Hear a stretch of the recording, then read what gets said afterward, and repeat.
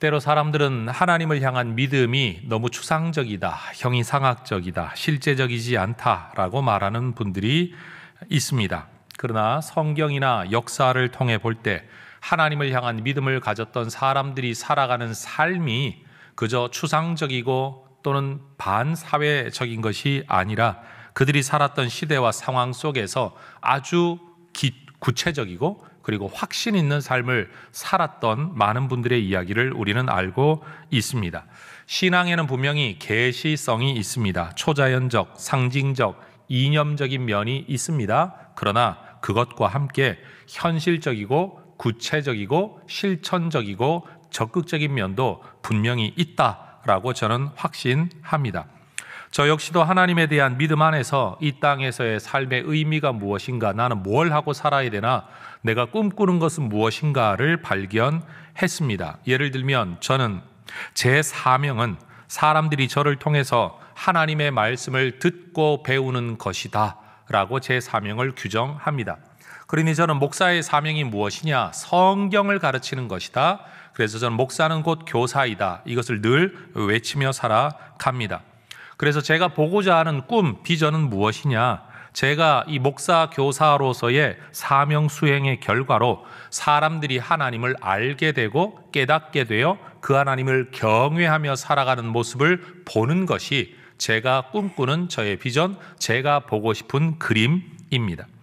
이 일을 위해서 소망이 생기죠. 그 소망 때문에 또 기도합니다. 뭘 기도하느냐? 하나님의 영광을 기도합니다. 제가 말하는 것과 일하는 것과 살아가는 삶을 통해 하나님이 계시다라는 하나님의 존재, 그 하나님이 어떤 분이다, 그 하나님의 성품, 그 하나님이 어떤 뜻을 가지고 있다, 하나님의 의지, 그리고 그 하나님이 어떤 힘을 가진 분이다, 하나님의 능력, 존재, 성품, 의지, 능력이 하나님이 세상 가운데 드러나게 되는 것. 그래야만 사람들이 그 하나님을 알게 되고 하나님을 예배할 수 있게 될 것이기 때문에 내가 성경을 가르치는 것이 열매를 가져오는 게 아니라 내가 가르치는 행위 속에서 하나님의 영광이 나타나야만 사람들이 하나님을 알 수 있게 되기 때문에 저는 하나님의 영광을 꿈꾸며 소망하며 기도합니다. 저는 저의 삶과 사역에 영향을 받고 있는 지금 우리 해성교회 성도님들께서 여러분 스스로 그리스도의 제자가 될 뿐만 아니라 다른 사람들을 그리스도의 제자로 삼기 위해 힘쓰며 살아가는 하나님의 사람들 되시기를 축복합니다. 다시 표현하면 여러분 스스로가 하나님을 예배하는 자가 될 뿐만 아니라 또 다른 사람들도 하나님을 예배하는 자가 될 수 있도록 영향을 끼치며 살아가는 하나님의 사람들 되시기를 축복합니다. 저는 오늘 이러한 삶의 방향성이 단순히 교회 생활 열심히 해라가 아니라 목사는 그렇게 살아야 된다가 아니라 목사뿐만 아니라 성도들도 교회뿐만 아니라 가정도 이 꿈과 방향성을 가지고 살아가야 된다라는 것을 오늘 설교하려고 합니다. 하나님은 삼위일체로 존재하십니다. 이 말을 풀면 우리 하나님은 관계성이 존재 양식이신 분입니다. 그런 하나님께서 하나님의 형상을 따라 사람을 만들 때 사람 한 사람만 만드신 게 아니라 사람들을 만드십니다. 다시 말해 혼자 홀로 거하게 하는 것이 아니라 함께 더불어 존재하는 생명체로 인간을 만드셨다라는 겁니다. 그 가장 시작점이 바로 한 남자와 한 여자, 우리가 일컬어 부부라고 일컫는 사람들입니다. 여러분 가정이라고 말을 할 때 우리는 대부분 가정 그러면 부모와 자녀로 구성되어진 어떤 공동체를 이야기하는데 제 머릿속에 있는 가정의 원가정은 부부입니다.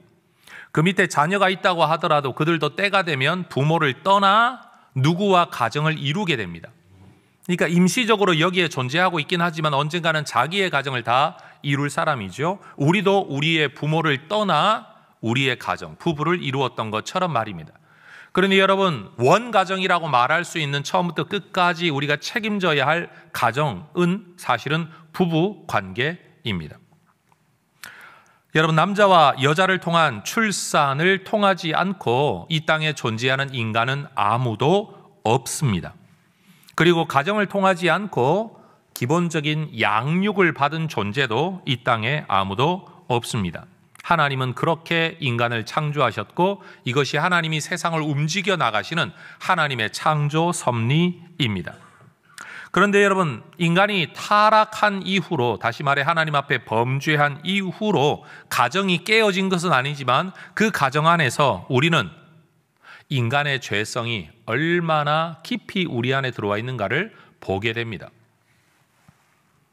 많은 사람도 아니라 단 한 사람, 그것도 다른 사람이 아니라 내가 평생 사랑하겠다라고 언약한 바로 그 한 사람을 내 속으로 얼마나 불만족해하고 지겨워하고 싫어하고 미워하고 증오하는지를 우리는 가정이라는 관계 안에서 내 모습을 그렇게 발견하게 됩니다. 눈에 넣어도 아프지 않다라고 말하던 자녀를 두고 너 때문에 억장이 무너진다, 내가 어쩌자고 너 같은 놈을 낳아서 라고 말하는 일들이 가정 안에서 일어나게 됩니다.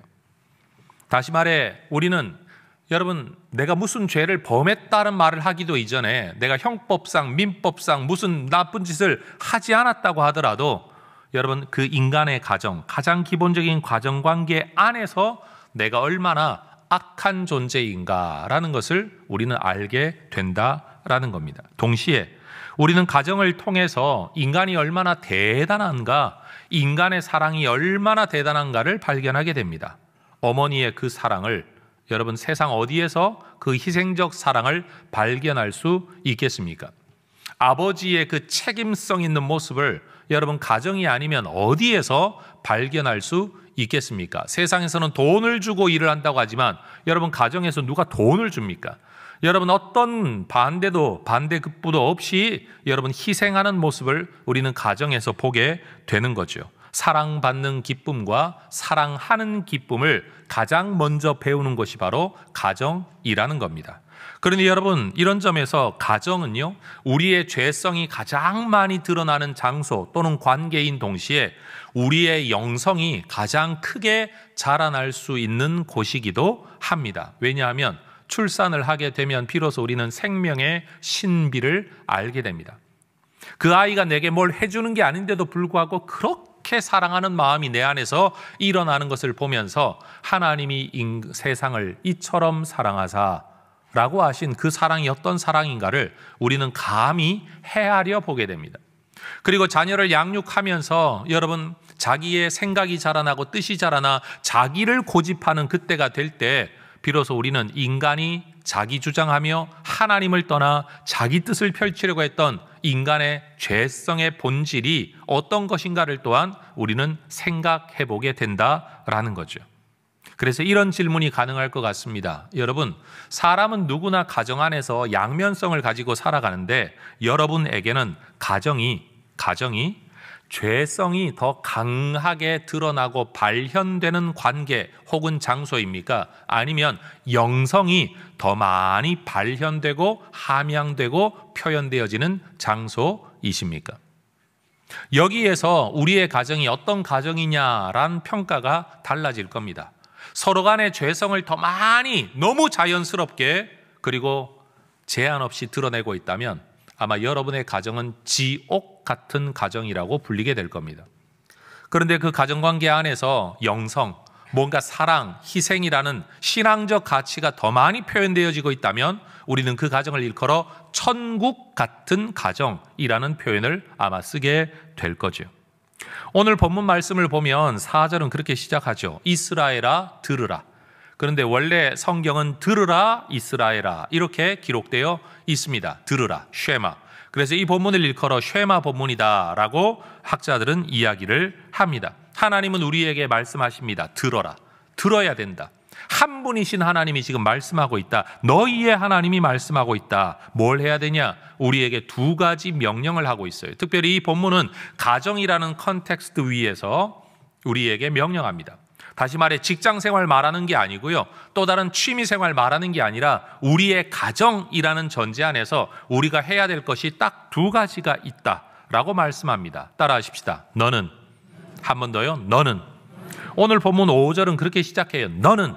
여러분, 우리가 가정 생활을 할 때 꼭 기억해야 될 게 저 사람, 이 사람, 아니면 부모님, 자녀를 말하기 이전에 나 자신에게 하나님이 명령하시는 것이 있다라는 겁니다. 그게 뭡니까? 마음을 다하고 뜻을 다하고 힘을 다하여 주 너의 하나님을 사랑해라. 네가 하나님의 사람이고 하나님의 백성이라면 다른 것보다 가정이 네가 하나님을 사랑하는 곳이 되어야 된다. 너는 다른 사람 말하기 이전에 너에 대한 책임이 먼저이다 라는 겁니다. 하나님은 사랑하고 싶으면 하고 말고 싶으면 말 수 있는 그런 분이 아니죠. 왜? 하나님은 세상을 만드신 분, 우리의 생명을 만드신 분이죠. 우리의 생명이 거기에서부터 나온 것뿐만이 아니라 여러분 우리의 영원한 생명도 하나님이 주신 예수 안에서 얻어진 것이기 때문에 우리의 생명의 시작과 끝 모든 것들이 우리 하나님 앞에 달려 있습니다. 하나님을 생명의 근원으로 아는 것, 하나님을 하나님으로 인정하는 것, 그게 사실은 사랑이죠. 여러분 우리가 아랫사람을 사랑하는 방법과 어른을 사랑하는 방법은 좀 다릅니다. 아랫사람은 돌보고 선물하고 챙겨주면 되지만 어른은요 인정하고 존경하고 공경하는 거죠.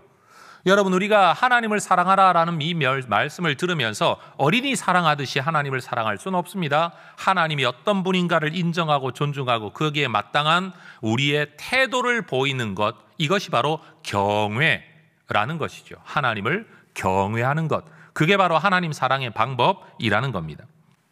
우리의 생명이 도대체 어디에서 왔냐? 그분에 대한 우리의 마땅한 반응과 태도가 무엇이어야 되냐라는 것이죠. 여러분 저희 집안에는 정승을 지낸 분이 한 67분이 되십니다. 어려서부터 그 이야기를 얼마나 귀에 못이 박이도록 들었는지, 야 우리가 지금 살지는 못해도 돈은 없어도 우리 집안이 이런 집안이 아니다. 근데 여러분 이게 제가 성경을 보니까요 우리에게는 구름같이 둘러싼 허다한 조상들이 있으니, 다시 말해 올바른 믿음의 삶을 살아 하나님 앞에 인정받고 사람들에게 존경받았던 조상들이 얼마나 많은지 모릅니다. 더군다나 집안마다 집안에서 가르치는 여러분 교훈하는 도리들이 있지 않습니까? 하나님 안에 들어오니까 이 하나님의 말씀이 시대가 아무리 변해도 여러분 우리가 듣고 배우며 자라가야 될, 끊임없이 반복해야 될 하나님의 말씀이 있더라라는 거죠. 그러니 여러분 우리는 뿌리가 누구인지 분명히 알고 있고 그 뿌리를 따라 어떻게 살아야 되는지에 대한 교훈이 분명하고 그 교훈을 따라 살았던 믿음의 조상들이 있기 때문에 여러분 우리 모두는 뼈대 있는 하나님 가문의 집안의 사람인 줄로 믿습니다. 이걸 일컬어 하나님의 로얄 패밀리라고 말을 하는 겁니다. 성도 여러분, 우리 하나님을 사랑하는 것, 하나님을 경외하는 것, 하나님을 인정하는 것이 다른 어떤 것보다도 우선되는 하나님의 명령이라는 것 기억하시기 바랍니다. 그러니 여러분 내가 어떤 삶을 살아가든지 그게 교회 안이든 교회 밖이든 직장이든 가정이든 이 직업을 가지든 저 직업을 가지든 내가 이 나이가 되든 저 나이가 되든 하나님이 우리한테 명령하시는 건 뭔가 하면 너 하나님을 사랑해라. 여러분 이것이 신앙인으로 우리가 가져야 될 일생의 과업이고 삶의 목표다라고 받아들일 수 있기를 소망합니다. 여러분 예수 믿는 사람이 평생 추구해야 될 삶의 방향성이 뭐냐? 교회 충성해라. 여러분 충성도요 할 수 있을 나이가 있고요 나중에는 할 수 없어요. 하고 싶어도 못해요. 돈이 없으면 돈으로 충성 못하고 건강 없으면 봉사로 충성 못하고 아는 바가 없으면 섬길 길이 없어요. 여러분 그건 형편에 따라 하면 되는 거예요. 근데 하나님을 사랑해라. 이건 어떤 나이에서든지 어떤 형편에서든지 하나님이 우리에게 명령하고 계신 거예요. 그런데 여러분 우리의 가정이 나를 비롯해 우리 모두가 하나님을 사랑하는 가정이다라고 인정받는 것이 올바른 가정, 칭찬받는 가정이 될 줄로 믿습니다. 그리고 하나님을 사랑하는 사람이 해야 될 게 뭐냐? 6절의 말씀을 보면 또 한 번 너는 이라고 말씀해요. 뭘 해야 되냐? 내가 너에게 이르는 이 말씀을 마음에 새겨라 라고 말합니다. 말씀을 네 마음에 새겨라. 사실 이건 마음에만 새긴다는 뜻이 아니죠. 평생 안고 살아가라, 따르며 살아가라, 순종하며 살아가라 라는 거죠. 성경을 사람의 말로 듣지 아니하고 하나님의 말씀으로 들어야 합니다. 남이 들어야 할 이야기로 듣지 말고 내가 들어야 할 이야기로 들어야 합니다. 머리로만 이해하는데 그치지 말고 실천하는 데까지 나아가야 되고 귀로만 듣지 말고 가슴으로 들어야 합니다. 그래서 믿음의 조상들은 하나님의 말씀을 두고 이렇게 고백을 하죠. 시편 119편 105절, 주의 말씀은 내 발의 등이요 내 길의 빛입니다. 여러분, 많은 사람들이 교회 생활하면서 이렇게 말해요. 교회는 가면 왜 그렇게 하라는 게 많고 말라는 게 많은지 정말 귀찮다. 교회는 내 삶을 얽어매고 구속하고 나를 답답게 만들고, 심지어 목사들이 하는 설교는 전부 다 가스라이팅이야. 전부 다 사람들을 세뇌하고 사람들을 단속시키려고 하고 자기들이 원하는 어떤 모습을 만들어내기 위한 것이다 라고 말을 하지만, 여러분, 그런 사람들을 일컬어 우리는 종교인이라고 말합니다.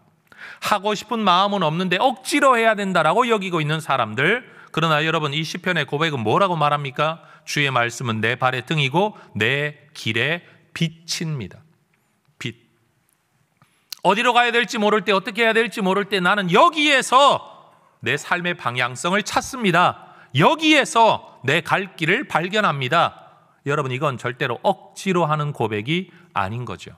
예레미야는 또 이렇게 기록을 했습니다. 15장 16절, 만군의 하나님 여호와시여, 나는 주의 이름으로 일컬음을 받는 하나님의 자녀, 하나님의 일꾼, 하나님의 종입니다. 내가 주의 말씀을 먹고 살아갑니다. 주의 말씀은 내게 기쁨과 내 마음의 즐거움입니다. 여러분, 종교인은 절대로 말씀과 율법을요 기쁨과 즐거움이라고 말하지 않습니다. 없으면 좋죠. 사실 종교라는 게 그런 거 아닙니까? 마음의 평안을 얻기는 원하고 내가 너를 도와줄게, 너 잘 될 거다 라는 말을 듣기는 원하지만, 내가 하고 싶은 대로 다 하게 도와주기를 바라고 나한테 이래라 저래라 안 하는 게 좋은 거, 그게 이 시대가 요구하는 종교입니다.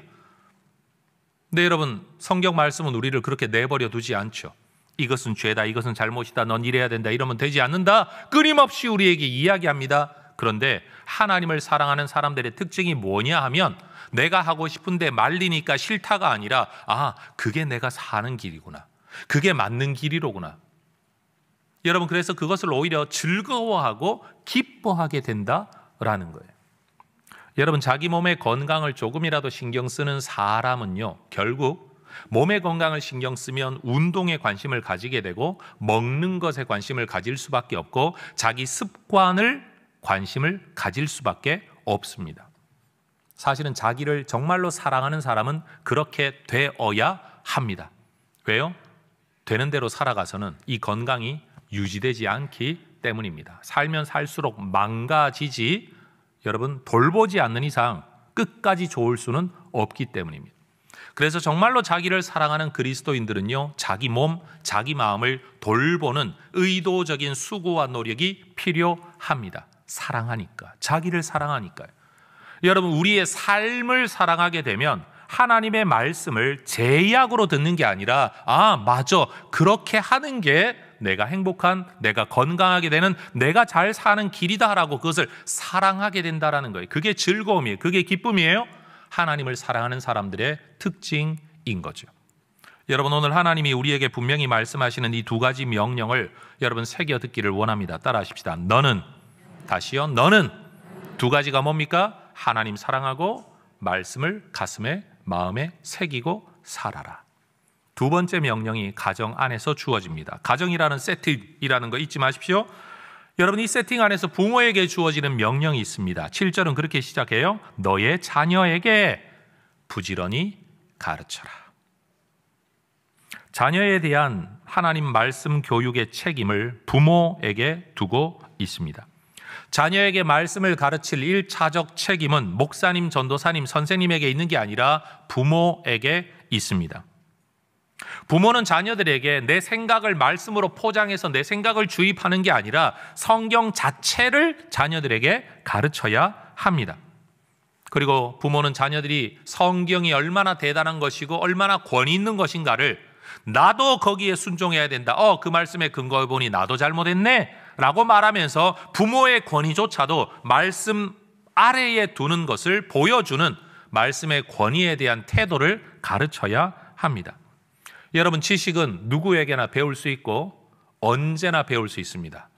그런데 태도는 그렇게 쉽게 배울 수 있는 게 아닙니다. 어려서 먹었던 어머니의 입맛, 음식 맛, 손맛, 그게 우리 평생의 어떤 기준이 되는 것처럼 여러분, 삶의 가치관과 태도라는 건요, 어렸을 때 자기도 모르게 형성된 것이 평생을 가지고 갑니다. 우리 목사들도 마찬가지입니다.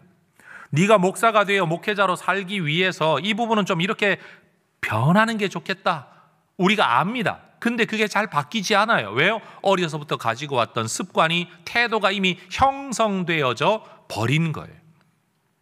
하나님의 영광을 위해 산다고 말하는 목회자들도 이렇게 어려운데 여러분, 일상의 삶을 살던 우리야 얼마나 더 어렵겠습니까? 여러분 기억하십시오. 지식은 나중에도 배울 수 있습니다. 나이 60 넘어서도 박사가 될 수 있습니다. 공부만 하면 됩니다. 근데 여러분, 태도는 그렇게 쉽게 배우고 익힐 수 있는 게 아니라는 거예요. 그게 어디에서 형성되냐? 가정에서 형성된다라는 거예요. 우리가 부모로서 가져야 될 절박함은 뭔가 하면, 자식들이 그래도 부모를 보고 배우고 따라오는 기간이 굉장히 제한되다라는 거예요.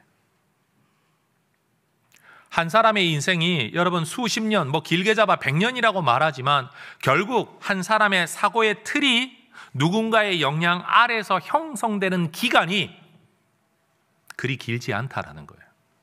만약 이때 이 교육을 하지 아니하면 어쩌면 우리 자녀들은 다시는 누구 앞에 머리 숙이고 하나님 말씀을 배우지 않는 사람이 될 수도 있다라는 가능성을 우리는 기억해야 합니다. 오늘 말씀 듣기 싫어하는 사람이 내일은 말씀 들으러 오겠다라는 태도를 가질 걸 우리는 장담할 수가 없다라는 거예요. 그러니 그나마 부모가 영향력이 있는 그 시간 안에 하나님의 말씀을 이야기하는 건 굉장히 긴박하고 여러분 제한적, 다시 말해 시간에 제한이 있는, 우리가 반드시 해야 될 일이라는 사실입니다. 말씀 듣기를 싫어한다는 이유 때문에 신앙교육을 포기해버리면 이 자녀들이 언제 누구에게 가서 그 신앙을 배우겠다라고 다시 돌아올 수 있을런지를 아무도 장담 못하는 거예요. 그러니 여러분은 긴박감을 가지고 이 사명에 대한 책임감을 가져야 하는 거예요. 그럼 도대체 성경을 가르쳐서 뭐 할 거냐? 여러분, 성경 지식을 가르치라는 게 아니라 아까 5절에서 우리에게 했던 명령 그대로 성경을 가르친 결과는 뭐냐 하면 성경 지식이 아니라 하나님을 사랑하는 것이고, 6절에서 말했던 것처럼 하나님의 말씀을 가슴에 새기고 살아가는 삶이 목적입니다. 여러분, 우리 자녀들에게 기대하는 성경 교육과 가르침이 뭐냐? 그건 바로 자녀들이 하나님을 마음과 뜻과 정성을 다해서 사랑하게 되는, 그 사랑의 표현 방법이 뭐라 그랬죠? 경외하고 예배하게 되는, 그리고 그들의 삶의 기준이 내 생각이 아니라 내 경험이 아니라 하나님의 말씀이 되는 삶, 그게 성경을 가르치는 목적이라는 거죠. 우리 스스로가 그렇게 살아야 되는 것처럼 우리 자녀들도 그렇게 되기를 꿈꾸어야 된다는 거예요. 그러니 자녀들이 교회 출석하는 것, 이건 과정이지 절대 목적이 될 수가 없는 거예요. 자녀들이 전심으로 그리고 자발적으로 자기들의 하나님을 자기들이 사랑하며 자기들이 섬기며 살아가도록, 여러분, 이것이 우리의 모든 신앙교육의 목적이 되어야 된다라는 거예요. 여러분, 디모데 이야기 잘 아시지 않습니까? 디모데후서 1장 5절을 보면 디모데의 믿음, 거짓 없는 믿음, 그 신앙이 어디서 온 겁니까? 바울이 디모데에게 넣어준 게 아니었어요. 이것은 너의 외할머니를 통해, 너의 어머니를 통해 너에게도 이어져 왔구나. 디모데의 신앙 전수 현장이 어디냐? 가정이었다는 말이에요. 부모였다는 말이에요. 그러니 여러분, 우리도 우리의 믿음을 교회에서 신앙을 가지게 되었다. 물론 그럴 수 있죠. 왜? 가정 배경이 그렇지 않으면.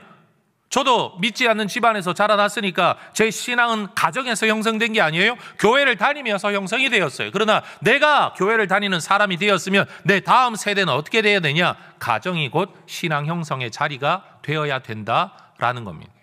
그래서 제가 세상 표현 그대로 해서 죽었다 깨어나고 무슨 애를 써도 제가 극복할 수 없는 건 제 신앙은 당대 신앙이다, 모태 신앙이 될 수 없다라는 거예요. 엄마 뱃속에서부터 기도를 받고 자라난 생명은 아니다. 이건 여러분, 뒤늦게 내가 신학 박사가 된다고 해도 극복할 수 없는 문제라는 거예요. 혹시 지금 이 자리에 엄마 뱃속에서부터 기도를 받은 분들 계시다면 여러분, 그건 누구도 돈 주고 살 수 없고 평생을 사는 동안 절대로 뒤집어 놓을 수 없고 바꿀 수 없는 은혜를 입은 줄로 믿으시기를 축복합니다. 세 번째, 여러분, 하나님의 말씀을 가르쳐야 되고 그 말씀 가르치는 목적이 하나님 사랑, 말씀 새기며 살아가는 것이라면, 그러면 어떻게 가르쳐야 되냐? 어떻게?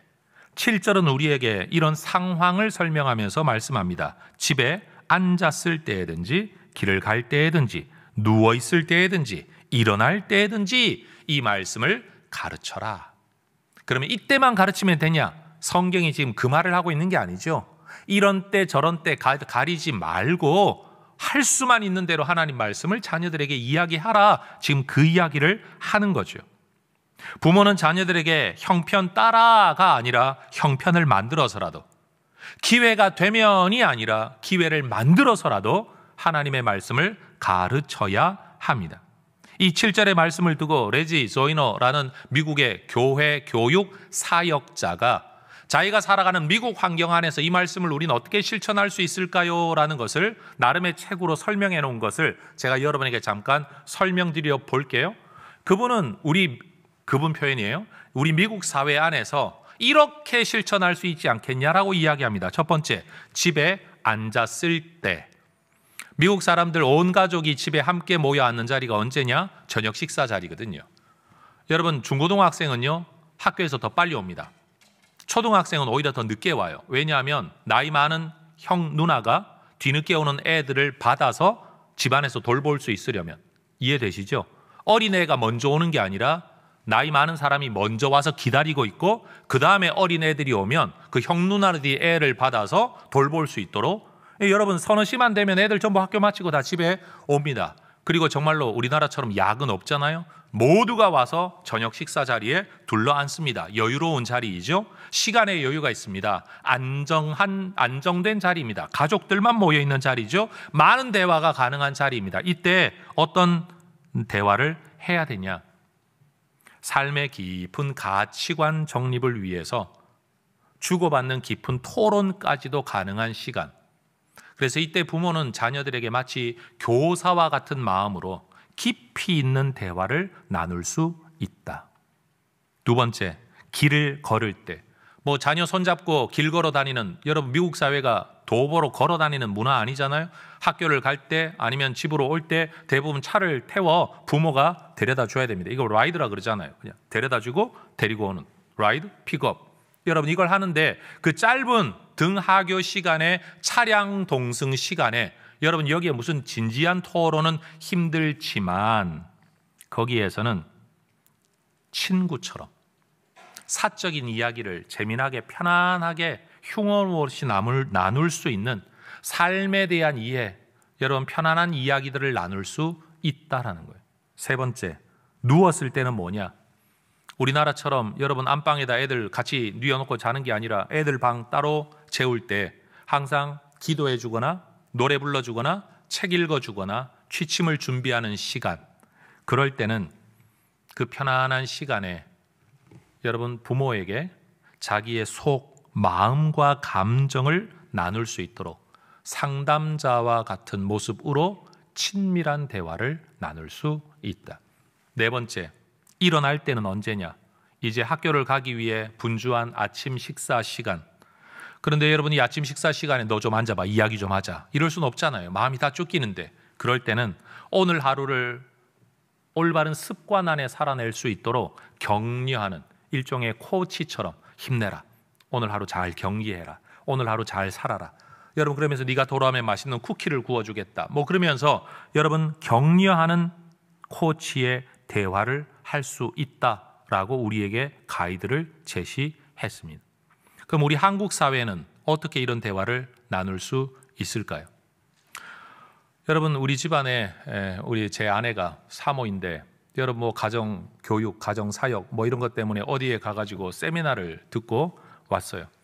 그 교수님이 이제 집에 가서 실천하라고 뭘 시킨 거예요. 그래서 우리 아들놈이 초등학생 때인데 갔다 오자마자 제 아내가 네가 세상에서 가장 소중하고 귀하고 어쩌고 저쩌고 이야기를 했나 봐요. 애가 엄마를 쳐다보자. 오늘 그거 배워왔어? 평상시에 하는 말이 아닌 엉뚱한 말을 하니까 오늘 그거 배워왔어? 애들은 눈치가 빨라요, 여러분. 여러분 교회에서 말씀을 듣고 세미나 듣고 그러면 우리는 뭘 좀 해보겠다고 또 집에 가가지고 야 일로 와봐, 좀 앉아보자, 대화 좀 해보자. 근데 여러분, 아이들이 대화 좀 해보자 그런다고 앉아서 대화가 됩니까? 사실은 부모가 하고 싶은 말을 몇십 분 쏟아내는 거죠. 여러분, 또 뭐 가정예배가 중요합니다 뭐 이러면 또 집에 가서 야, 오늘부터 가정예배 드리자. 그러고 불러 앉혀놓고 애들은 모르는 찬송가를 부르고, 여러분 성경구절 하나 읽어놓고 알지도 못하는 분들이 또 목사 흉내내며 온갖 설교를 다 하지 않습니까? 더군다나 말씀에 빗대어 게으른 자는 어쩌고 저쩌고 너 그래선 되겠냐부터 해서 애들을 지적하고 공격하는 설교를 그렇게 해대는데, 여러분 그 다음 예배를 애들이 어떻게 기쁨으로 드리러 오겠습니까? 나는 실천했지만 애들에게는 말씀이 들어가지가 않는 거예요. 우리가 하나님의 말씀을 자녀들에게 교육한다라고 말을 할 때 우리는 목적이 분명하고 의도도 좋고 순종하는 일이 될 수 있지만, 사실은 우리에게 지혜가 필요한 것 같아요. 아이들이 대화할 준비가 되었을 때 대화하고, 대화하려고 할 때 대화해 줘야 되는데, 아이들이 대화하려고 할 때는 아이고 바빠서 다음에 라고 넘겨버리죠. 애들은 말하고 싶지 않은데 빨리 말해봐 라고 다그치면, 여러분 거기에서 무슨 속 깊은 이야기가 가능하겠냐라는 거예요. 아침에 지금 학교 가기 바쁜데 여러분 지금 지각을 하냐 마냐 하는 애를 앉혀놓고 여러분 너 이야기 좀 해봐. 무슨 일이 있었어? 여러분 이렇게 다그치면 거기에서 무슨 편안한 대화가 되겠느냐라는 겁니다. 오늘 성경이 말하는 것처럼 집에 앉았을 때, 길을 걸을 때, 누웠을 때, 일어날 때, 여러분 삶의 모든 상황 속에서 지혜롭게 다가가는 여러분 이런 지혜가 우리에게 있기를 축복합니다. 그런데 우리는 이것을 어떻게 실천할 수 있을 것인가? 우리는 어떻게 하나님의 말씀이 우리 자녀들에게 좀 더 자연스럽게 그들이 원할 때 받아들일 수 있는 방법으로 다가갈 수 있을까를 배워가고 익혀가고 훈련해야 될 줄로 믿습니다. 제가 이 설교할 때마다 제가 가진 핸디캡이 하나가 있어요. 그게 뭐냐? 어려서 가정예배를 드려본 적 없거든요. 믿지 않는 집안에서 자라났으니까 말이에요. 도대체 어떻게 가정에서 말씀으로 훈육하는지를 저는 경험해 본 적이 없어요. 전 지금 말로만 이야기하고 있는 거예요. 저한테 속으시면 안 돼요. 그래야 된다라는 건 말할 수 있어요. 나는 이렇게 했다고 말할 수는 있지만, 여러분 그것이 표본 모델이다? 저는 그렇게 말할 자신이 없습니다. 여러분 그래서 몇 세대를 이어가면서 그것이 자연스러운 집안의 문화가 되어져 있는 기독교 가정을 볼 때마다 저는 정말 부러워요.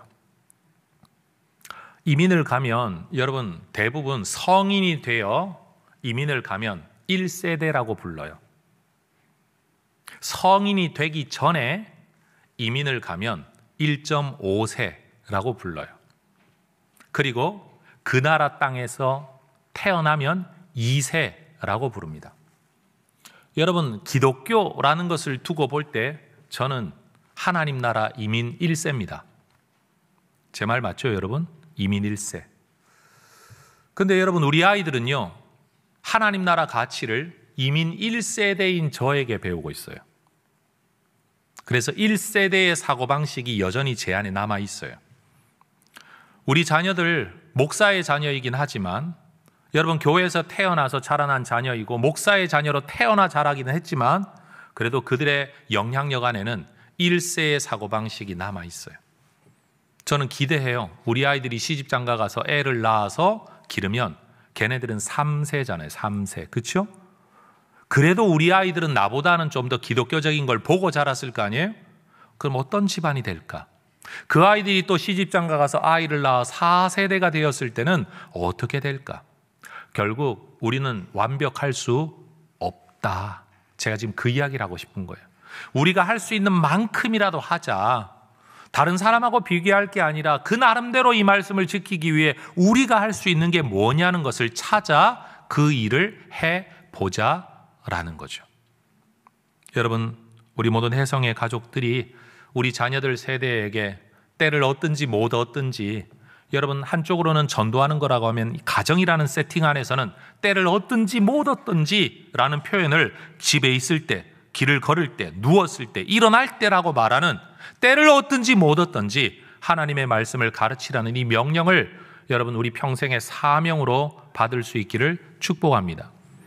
지금 여기서 연세 드신 분들, 이미 애들 다 출가했고 손주까지 보신 분들은 내가 지금 설교해봐야 아유 목사님 나는 이미 늦었어요 아마 그러실 줄로 아는데 여러분 그래도 기도는 할 수 있고요. 여전히 할아버지 할머니이고 엄마 아빠로서 끼치는 영향력은 남아있거든요. 내 품 안에 놓고 교육할 수는 없지만 그래도 내 모습이 보여지긴 하거든요.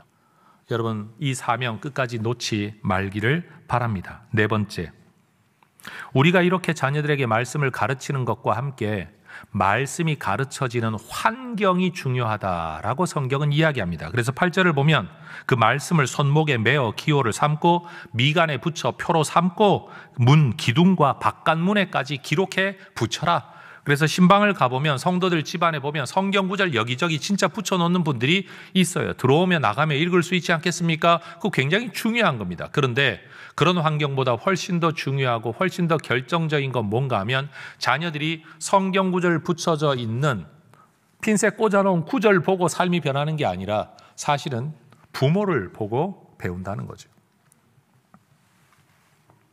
부모가 예배하는 모습을 보면서 자녀들은 하나님의 존재를 의식합니다. 우리가 하나님 앞에 예배할 때 우리 자녀들은 뭘 보는가 하면요, 우리 엄마가 아빠가 예배하는 모습을 볼 때 하나님 진짜 계실까? 내 눈에는 보이지 않는 하나님을 어디에서 느끼느냐 하면 엄마 아빠가 예배하는 모습에서 보는 거예요. 진짜 하나님이 이 자리에 와 계시고 살아 계시다고 한다면 엄마 아빠가 어떤 태도를 가지고 있을까? 이걸 통해 내 눈에는 안 보이는 하나님의 임재를 아이들이 느끼게 된다라는 거예요. 왜 그런 거 있잖아요. 여러분들도 호텔에만 들어가면 갑자기 걸음걸이가 달라지시지 않으세요? 옷 매무새를 가다듬고 걸음걸이 달라지고 뭔가 옷도 다른 옷 입고 가야 될 것만 같은, 우리 머릿속에 어느 자리에 가면 내가 뭔가를 갖춰야만 될 것 같은, 여러분 이런 것들이 아이들에게 은연중의 교육이거든요. 어른들을 만나러 갈 때 집 앞에서 옷 매무새를 가다듬고 여러분 평상시 엄마가 하는 말투가 아닌 말투로 말을 하는 이 모습을 보면서 저분이 대단한 분인가 보다, 조심해야 될 대상인가 보다, 아이들은 그 환경 속에서 배운다는 거예요. 그런데 예배를 드리러 가는 어머니가 여러분 옷 입고 가는 거, 슬리퍼 질질 끌고 가는 거, 예배 시간에 앉아있는 모습, 그래 기도하는 모습, 찬송 부르는 모습을 보면서 과연 우리의 자녀들은 하나님이 정말 살아 계시다, 이거 우리가 하나님 앞에 진짜 드리는 거다, 하나님 이거 다 보고 계신다, 이걸 느낄 수 있을런지를 돌아봐야 된다는 거예요. 하나님의 존재는 우리 자녀들에게 어떻게 보여지느냐? 우리가 예배하는 모습을 통해 보여진다는 거예요. 하나님의 성품은 어떻게 보여질까요? 하나님이 어떤 분인가 하는 건 엄마 아빠가 살아가는 모습, 사람을 대하는 모습을 보면 하나님이 어떤 분인가를 알게 돼요. 엄마 아빠가 다른 사람에게 베풀고 있는데 저 왜 저렇게까지 하지? 하나님이 이걸 기뻐하셔. 하나님은 그렇게 베푸시는 분이야. 받을 만한 자격이 없는 자들에게도 우리 하나님은 베푸시는 분이야. 그럼 아이들은 배웁니다. 하나님은 그런 분이로구나. 야, 2개 줄 필요 없어. 하나만 줘. 라고 말하는 부모의 말 속에서 섬기면 복 받는다, 베풀면 복 받는다, 베푸는 게 하나님의 뜻이다, 애들 못 배웁니다. 우리가 하나님 앞에 기도하고 응답받는 과정을 통해서요, 우리 아이들은 하나님의 능력을 경험하게 돼요. 부모님들이 어떤 가치관을 가지고 선택하고 결정하며 살아가는가를 보면 하나님의 뜻이 뭔가를 알죠. 죄송하지만 여러분을 공격하려고 하는 말은 아닌데 지금 온라인 예배 드리는 분들 분명히 계실 텐데 아이들이 아마 질문할 거예요. 야, 주말이고 연휴인데 어디 좀 가자. 아이들이 질문하겠죠. 예배는 야, 그 차 타고 오며 가며 온라인으로 드리면 돼. 아이들은요 이미 거기에서 교육을 받습니다. 아, 예배는 그렇게 해도 되는 거로구나. 그런데 예배를 드릴 때 여러분 차 타고 오며 가며 예배에만 집중하십니까?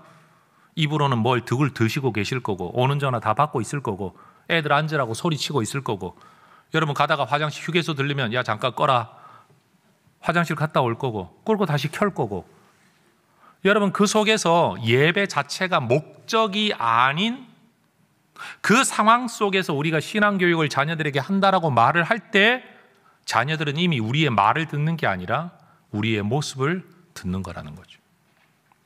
목사로서 제가 들었던 최고의 찬사 중에 하나는 목사님 설교를 들으면 목사님은 이게 진짜 하나님의 말씀이라고 믿는 것 같아요 라는 평가가 저는 굉장히 감사했습니다.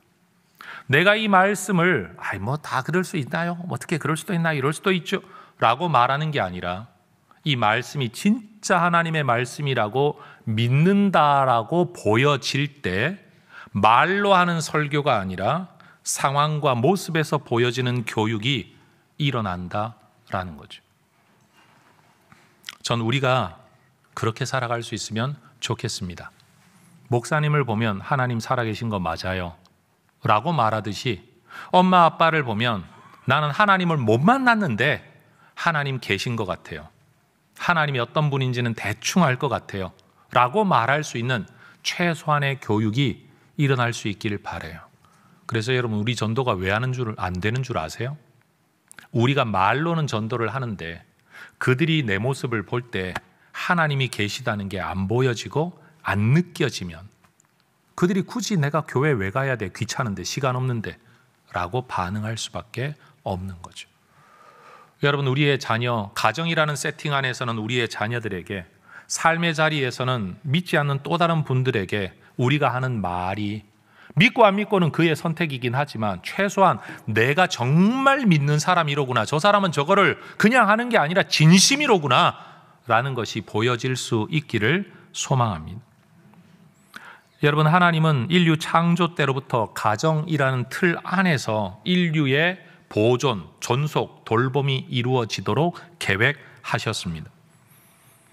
국가나 교회가 만들어지기 이전에 가정을 먼저 만드셨습니다. 교회가 아무리 가정사역을 열심히 한다고 해도 가정을 대신할 수는 없습니다. 신앙 전수의 책임은 교회가 아니라 가정에 주어졌다. 특별히 다음 세대에 대하여 여러분, 이것 기억해야 합니다. 자녀들의 영성 형성은 부모에게 주어진 책임입니다. 내가 말씀을 전할 자격이 없다, 부모 앞에 설 자격이 없다, 회피하고 싶죠? 그런데도 오늘 본문 성경을 보면 잘하는 사람은 부모에게, 자녀에게 이렇게 해라, 이렇게 말하지 않아요. 누구든지 자녀에게는 그렇게 해야 된다. 피할 수 없는 명령이 주어져 있습니다. 여러분, 우리의 자녀들이 우리의 모습, 우리의 돌봄, 우리의 교육 안에서 하나님을 사랑, 그것도 마음과 뜻과 정성을 다하는 사랑, 종교인이 아니라 진짜 신앙인으로 자라날 수 있기를 소망합니다. 여러분, 가정은 그 자체로 하나님의 뜻이에요. 근데 제가 염려하는 것 두 가지가 있는데 오늘 설교의 결론을 이 이야기로 맺고자 합니다.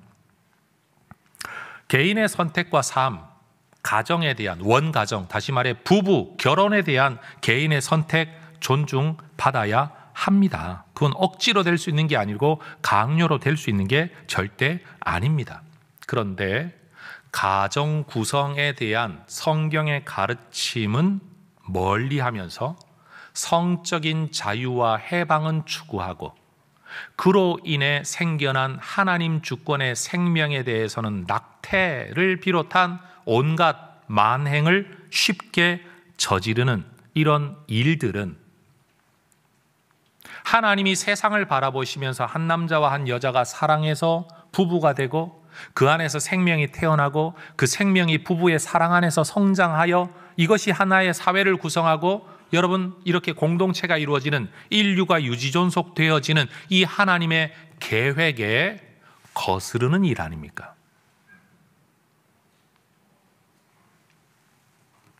하나님의 질서에 반한다라는 겁니다. 자녀 양육도 마찬가지입니다.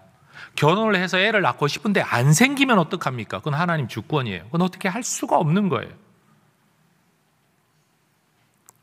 그런데 그 자녀를 양육할 때 여러분, 요즘 보면 정말로 부모답지 않은 부모들, 자녀들을 폭행하고 방치하고 학대하는 부모들을 볼 때마다 어휴, 저러려면 애를 왜 낳았어? 제 입에서도 그런 말이 막 터져 나와요. 정말 답답해요.